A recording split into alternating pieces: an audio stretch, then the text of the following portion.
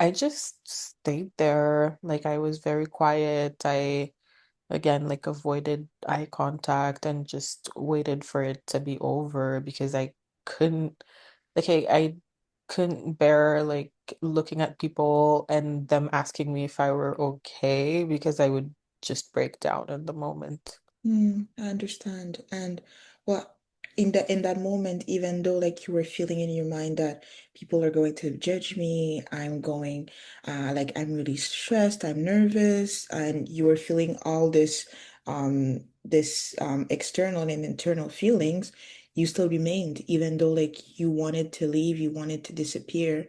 That's still great on your part that you still stayed in that meeting room. Thank you. Yeah. Well, let's talk a bit about those thoughts about the I'm going to mess up. Can we look at that a bit together? Yeah, sure. Okay, so you say that you had this thought of that I'm going to mess up. And in that moment or in your professional career, like what evidence do you have that you would mess up at that moment? Um, Evidence. Like I don't think I have any concrete examples of it happening, but I just feel like I feel very strongly that it would happen, if that makes sense. Okay, so it felt true in that moment. Yes. Okay. And have there been times where you've spoken and it didn't go badly? Um, yeah, like a few times. Um, if I think about it, I think like once I answered a question, um, and it was fine. Like it didn't, um, like it wasn't great, but it wasn't like awful either. Okay, okay, so that's important still. Like, it shows that it's not always true that you mess up, right? True, true. Yeah. And what do you think is the most thing that could realistically happen if you spoke? Like the worst thing. The worst thing that could happen, like in the room if you were to speak. Um, like I would say something awkward that doesn't really make sense, and like people would ask me to like repeat, Mm, and I okay. think that would make it even worse.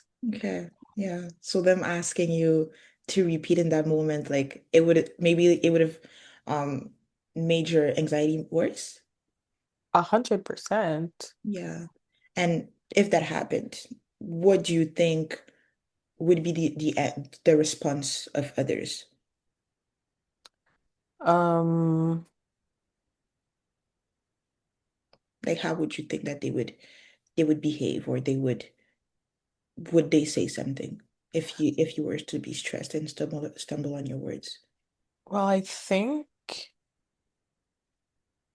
that people perhaps like wouldn't care about it as much as I do. Um,